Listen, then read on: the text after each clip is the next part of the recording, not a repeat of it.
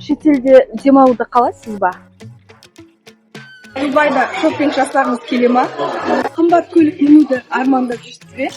Бұл үшін тек қана ойынды көрсетсеңіз болғаны. Бұл иллюзия.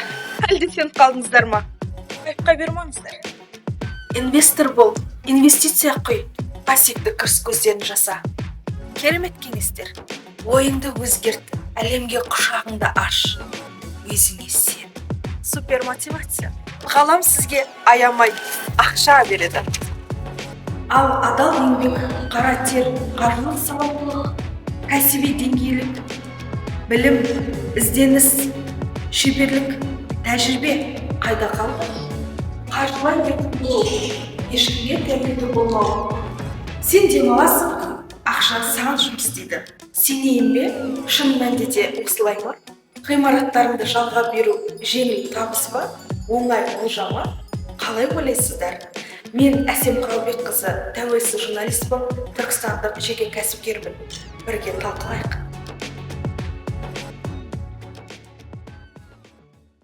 Түркістан облыс орталығы болғалы жалға беру кәсібі қарқынды дамуда. Қала ішіндегі ескі үйлер сатылып, орнына үлкен ғимараттар соғылуда. Мен жалға тұрғын үй, ғимарат, қойма, жер беру кәсібімен айналысамын. Жеке кәсіпкерлерге, мемлекеттік мекемелерге ақылы және ақысыз арендаға берудің артықшылықтары мен кемшіліктерін айтатын боламын. Алдымен мемлекеттік мекемеге жалға берерде қандай мәселелер болды, соған тоқталып өтейін. Бұл ғимаратты ұзақ жылдар бойы Мұрогай мекемесіне жалға беріп келгенбіз. Олар босатқан соң автомектептің бір филиалы ретінде аштық. Бірнеше айдан соң Мұрогай мекемесі қайта сұрады. Мына жер бұрын Мұру болды, сосын 8 ай автошкола болып тұрды. Қыста, аязда, январь-февральда ашылу салтанатын жасаймын деп ішін ремонттап қандай еңбек еттім мен. Қайтадан Мұру көшіп келмекші. Менің еңбегіммен ақталса екен. Мен жасаған ремонт, мен шығарған класстар. Ешкім жоқ екен. Қандай әдемі класс шығарып. Төбесін сарыға бояп, дуалын жасылға бояп, жалюздің бәрін жаңалап едім. Қандай менің еңбегім, ұсақ түйекке дейін бәрін істеп едім. Ішін ремонттап, қызметкерлерге ыңғайлап беруімізді өтінді. Біз қолымыздан келгенше күрделі жөндеу жұмыстарын жүргіздік. 3-4 айдан соң ғимаратты босататын хабарлады. Ғимаратты қабылдап алған кезде ішін көріп шошыдым. Таза жер жоқ, қоқыстан аяқ ала алмайсың. Қайтадан автомектептің кеңсесін ашып, өзім пайдаландым. 2021 жылдың соңында автомектептерімді тараттым, ғимаратты арендаға қойдым. Күйген ауыз үрлеп ішеді. Жалға алушылардың жауапкершілігі бар ма? Жақсы қарайды ма? Ғимаратты өз қалпында қайтара алады ма? Осы мәселелерді алдын ала қарастырыңыз. Мемлекеттік мекемеден тағы да ұсыныс түсті.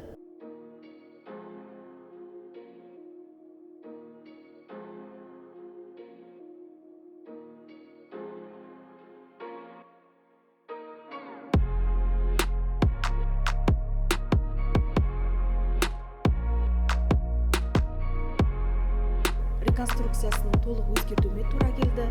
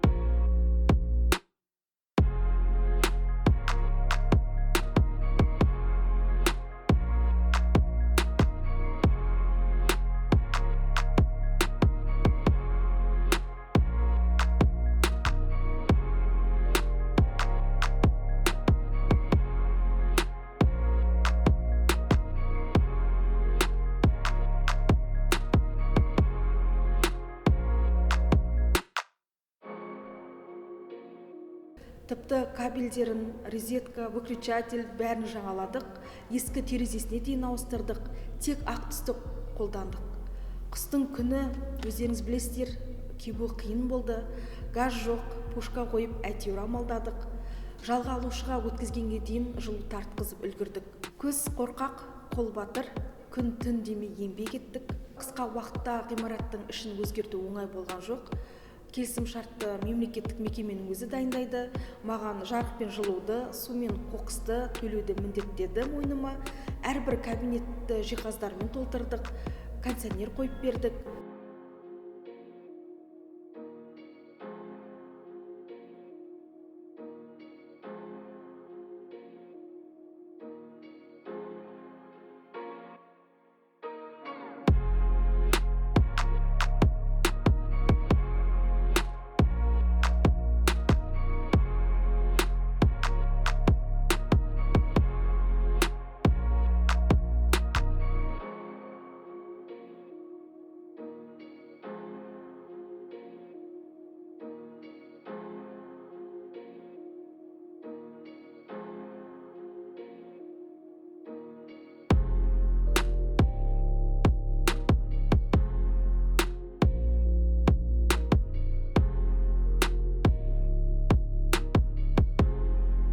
Талаптарын орындауыма тура келді, өйткені тұрақты түрде табыс түзуін қаладым. Оның үстіне ғимарат бос тұрған сайын тоза береді. Ғимаратты өткізген кезде міндетті түрде қабылдау өткізу актісін жазыңыз. Қанша орындық, үстел, шкаф, диван, кресло бердіңіз, бәрін түгелдеңіз, тіпті флакон мен жалюзді да кіргізіңіз. Әйтпесе ғимаратыңызды өзіңізге тапсырған кезде құқығыңызды қорғай алмай қаласыз. Сіздің мүлкіңізге ешкімнің жаны ашылмайтынын ұмытпаңыз. Мемлекеттік мекемеге ақысы жалға беруге тоқталсам, бізге Түркістандағы облыстық сон басшыларынан ұсыныс түсті. Мақтаралдағы автосонға ғимараттарыңды 10 жылға теңге жалға беріңдер, кәсіптерің жүреді деп сендірді. Өтеусіз алғандарымен қоймай, таудай талап қойды. Біз қарызға пайызбен ақша алып, ғимаратты ремонттауға кірістік, сигнализациясын қойып, пандус жасап, бүкіл айтқандарын істедік. 2 бөлмені 1 бөлме етіп, 1 бөлмеден 3 бөлме шығарып, бұйрықтарын орындадық. Ғимаратымызға қалай көшіп орналасты, облыстық сон басшылары сөздерінен тайды. Бірнеше рет алдыларына бардық, сөйлеспеді. Астана шешеді, біз шешпейміз деп бастарын ала қашты. Мемлекеттік мекеменің келісім шарттары заң тілінде жазылған. Түсінікті деп айта алмаймын. Келісім шартты бір жақтама бұзуға болмайды. 6 ай бұрын ескертіп айтуымыз керек ғимаратты босатуларын. Олар басқа жерге көшетін болса, жалға беруші көшіріп жайғастырады. Форс-мажор, апаттық жағдайда ғимарат зақымданса, жалға беруші қалтасынан төлеп жөндейді. Ол жерде менің қателігім жалға беруші ретінде өз құқығымды талап етпеуім. Ал жеке кәсіпкерлерге жалға беруге келсек, бізге өнер, спорт мектептерінен ұсыныс түсті. Осы уақытта автомектептерімді жауып жатқан едім. Мен осы кезде не ойладым? Білесіздер ме? Ғимараттарымды арендаға өткізіп, ай сайын тұрақты табысқа қол жеткіземін дедім. Және жеңіл ақша маған келіп тұрады деп ойладым. Айналып келгенде мектеп ретінде қалатын болды деп қуандым. Балалар орталығы болғандықтан бағаны барынша түсірдім. Біздің болашағымыз балалардың қолында. Автомектептің жиһаздарын мен парталарын түгелімен бердім. Ұстаздар мен оқушылар пайдалансын. Ғимарат қайта жандансын. Балалар жақсы жерде дәріс алсын. Өнер білімдерін ұштасын дедім. Бізге ең алдымен ғимараттың ішін босату оңай болған жоқ. Қаншама плакаттар, көрнекіліктер, автошколаның зілдей ауыр құрылғылары бәрін жабылып жүріп тасыдық.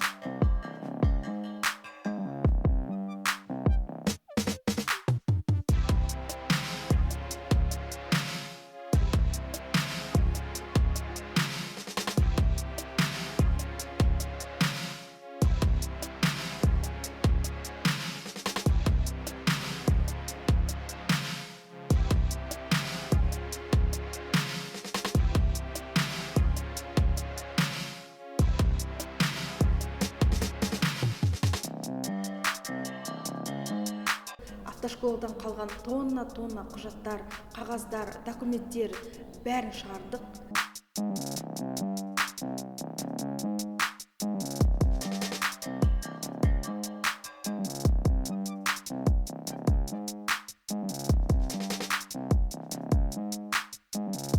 Автошколамның су жаңа макеттері, заттары, қаншама дүниесін жүк көлігіне салып артқан кезде жүрегім ауырды.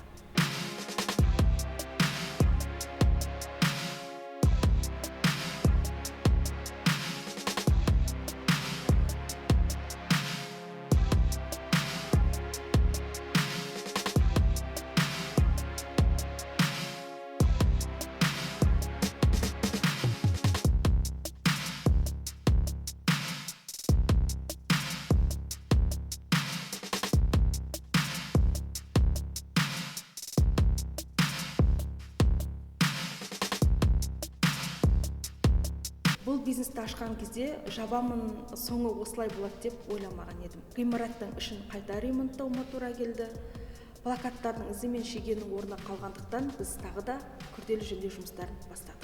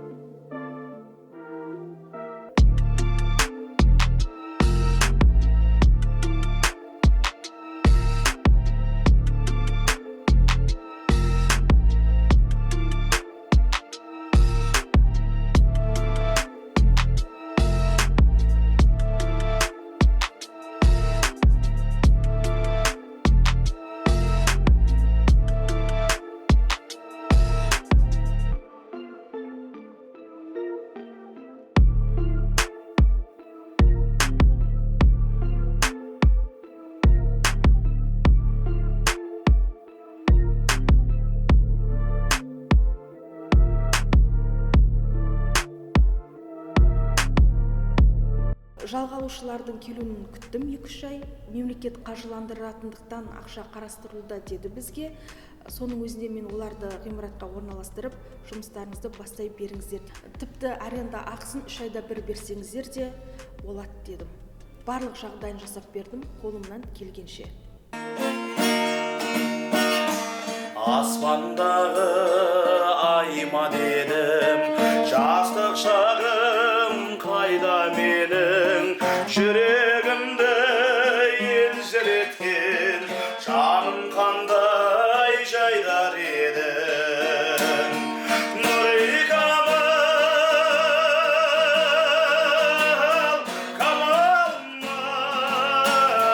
күндей ашық жанарыңай қолым жетпей сөзімді өтпей жаутаңдадым жанарыңай қарадым ай ойың озық сөзің тәтті қандай ана сені тапты көңілімнің жарасынан сыймай тасып сезім жатты Нұры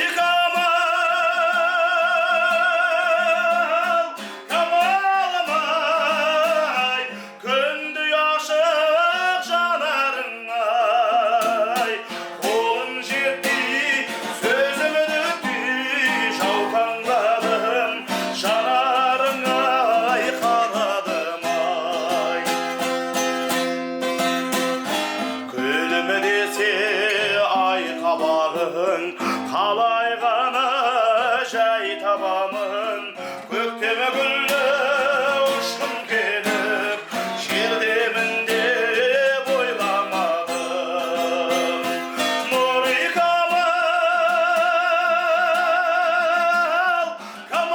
камалмай күндей ашық жанарыңай қолым жетпей сөзімді өтпей жаутаңдадым жанарыңай қарадым ай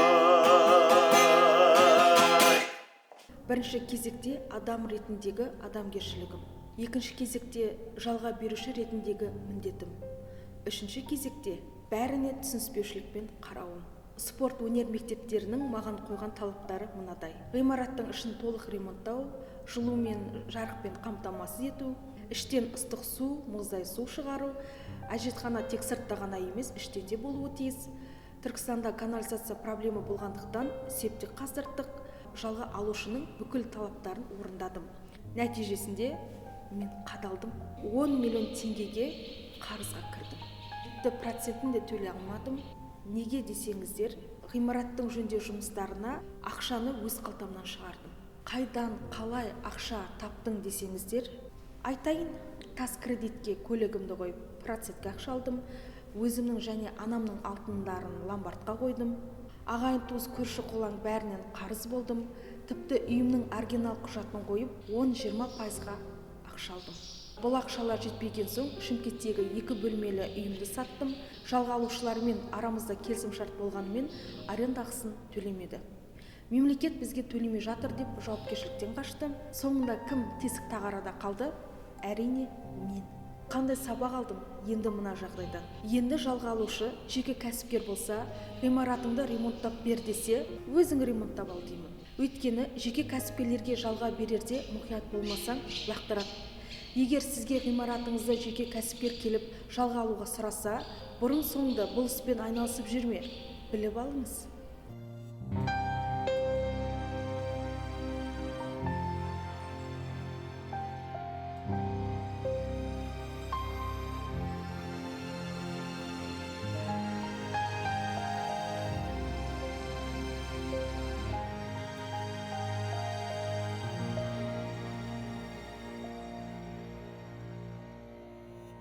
Мен сияқты ұрынып қалмаңыз. Небір клиенттер келеді, ғимаратты көруге 40 сұрақ қойып шаршатады, ештеңе ұнамайды, бағасын жерге ұрады, ұсақ тектің бәрін тізіп шығады, кірпияздығымен қоймай жамандап та кетеді.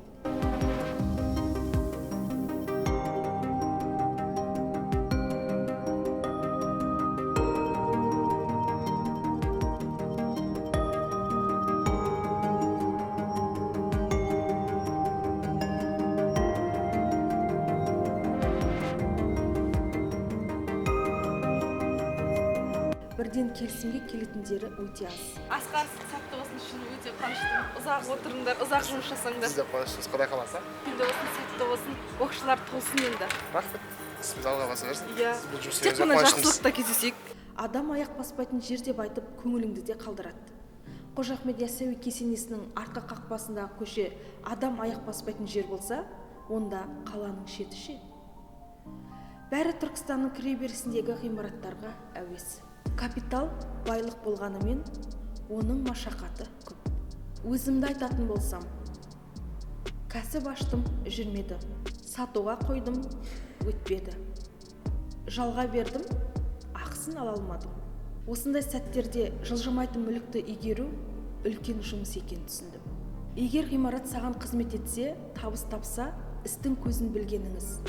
Маған әсем 300 мыңға арендаға бергеннен гөрі өзің кәсіп ашсаң 3 миллион табасың, дейді айналаңдағы адамдар. Әрине ғимараттың өзін қолданғанға жетпейді, бірақ кәсіп ашу үшін сол салада шебер болуың керексің. Талапқа сай бизнес қалтаны қағатын ескергенде жөн. Егер де жаңа кәсіп ашуға сенімді болмасаңыз, тәуекелге барудың қажеті жоқ. Мен автошкола кәсібін жапқан соң бірден жаңа істі қолға алуға кіріскім келмеді. Моральдық және материалдық тұрғыдан дайын болмадым. Сондықтан мен үшін тығырықтан шығу жолы жалға беру болды. Әрине бұл сала оңай емес. Ғимарат ескірген сайын жөндеу жұмыстары көбейе түседі. Шатырын ауыстыру, ішін сыртын заманға сай істеу, жарық пен жылу тартқызу, ішіне су кіргізу, әжетхана шығару, нысаналық мақсатын өзгерту. Бос тұрса қарауылдың айлығы, комслугасы, мұның бәрі көп жұмысты, қомақты қаржыны талап етеді. Біз қызығамыз үлкен-үлкен ғимараттары бар кәсіпкерлерге. Оларды өте бай деп ойлаймыз. Ақша ағылып келіп жатыр қолдарына дейміз. Бірақ біз білмейміз, зәулім сарайларын қарызға салды ма, банктен миллиондап қарызы бар ма, бастары дауда ма. Бұл бағдарламам арқылы мынаны айтқым келеді. Еңбексіз ақша жоқ. Тәжірибесіз табыс жоқ. Шеберліксіз пайда жоқ. Кәсіпсіз нан жоқ. Қателіксіз кәсіпкер жоқ. Келесі кездескенше аман сау болыңыздар.